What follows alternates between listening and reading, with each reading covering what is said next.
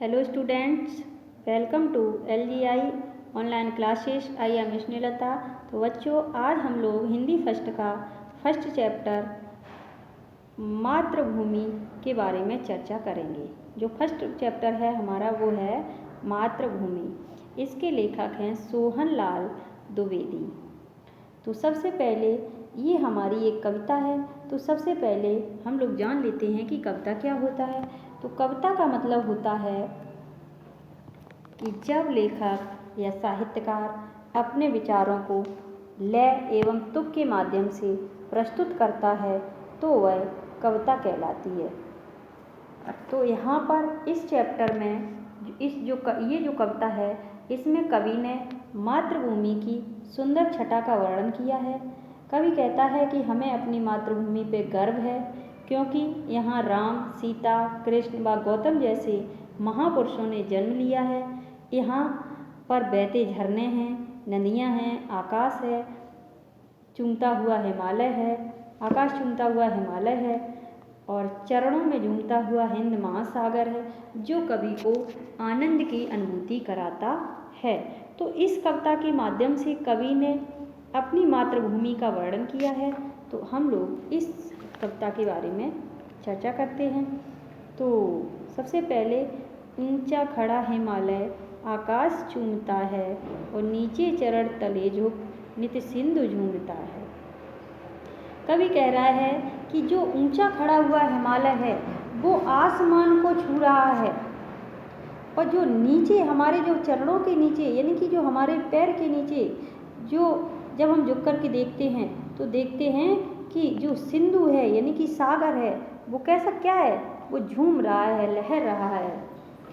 यहाँ पर हमारी मातृभूमि पर गंगा, यमुना, त्रिवेणी नदियाँ लहर रही हैं। जगमग छटा निराली पग पग छहर रही है। यानी कि हमारी मातृभूमि पर पग पग यानी कि ये गंगा, यमुना, त्रिवेणी तीन नदियाँ, पवित्र नदियाँ हैं। ये हमारी धरती पर लहरें ले रही हैं, लहर रही हैं, बह रही हैं और जगमग छटा निराली पग पग छहर रही है।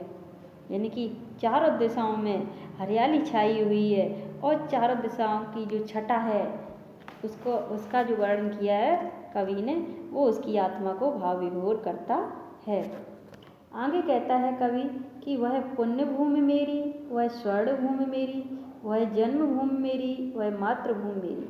कवि कह रहा है कि ये जो सारी विशेषताएं हैं वही हमारी पुण्य भूमि है यानी कि पवित्र भूमि है, वही हमारी स्वर्ण भूमि है यानी कि स्वर्ग के समान धरती है, वही हमारी जन्मभूमि है और वही हमारी मातृभूमि है।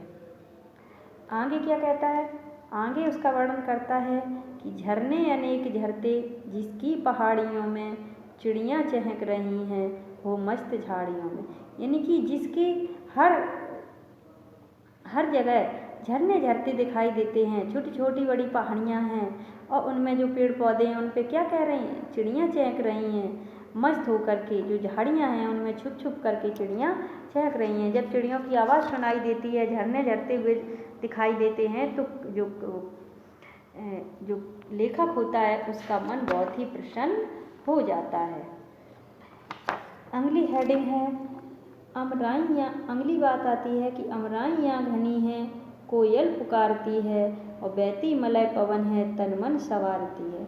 अमराइयाँ मतलब आम के बाग। अमराइयाँ का मतलब होता है आम के बाग। अमराइयाँ घनी है यानी कि आम के घने घने बाग हैं और जिन पे क्या कर रही है, कोयल कूक रही है, कोयल अपनी आवाज़ दे रही है। बहती मलय यानी बहती मलय पवन है। मलय का मतलब होता है सीता और पवन का मतलब होता है हवा, यानी कि ठंडी ठंडी हवा चल रही है।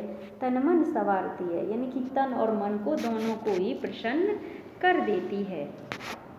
कवि को बड़ा गर्व है, कह रहा है कि वह धर्म भूमि मेरी, वह कर्म भूमि मेरी।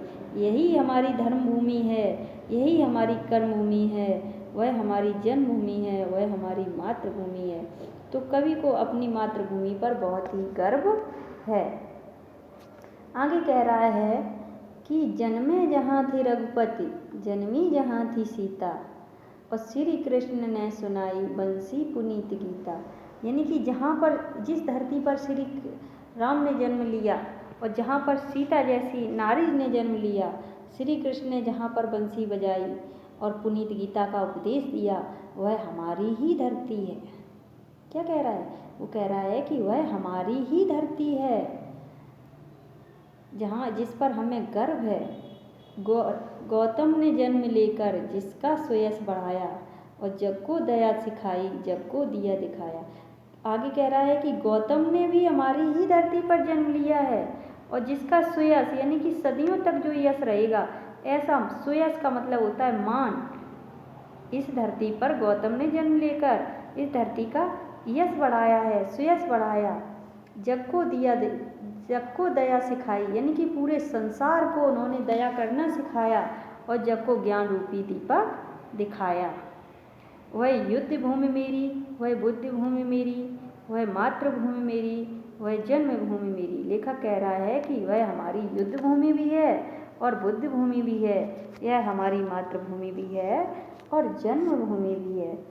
तो इस चैप्टर से हमें सीख मिलती है कि यदि किसी देशभक्ति का मतलब व्यापक मानव मात्र का हित चिंतन नहीं है तो उसका कोई अर्थ ही नहीं है। गांधी जी ये बात कहते हैं कि जब तक देशभक्ति, हम ये नहीं कहें कि हम देशभक्त हैं। देशभक्त का मतलब है कि उस देश में रहने वाले मानव मात्र यानी कि प्रत्येक मनुष्य के हित का चिंतन। यदि हम किसी एक व्यक्ति का भी अहित करते हैं तो वो हमारा हित चिंतन देशभक्ति नहीं है, उस देशभक्ति का हमारा कोई भी अर्थ नहीं है यदि हमारे द्वारा किसी एक भी व्यक्ति का अहित होता है तो इस चैप्टर के आप क्वेश्चन आंसर जरूर कंप्लीट करें और इसके नोट्स भी बनाएं। धन्यवाद।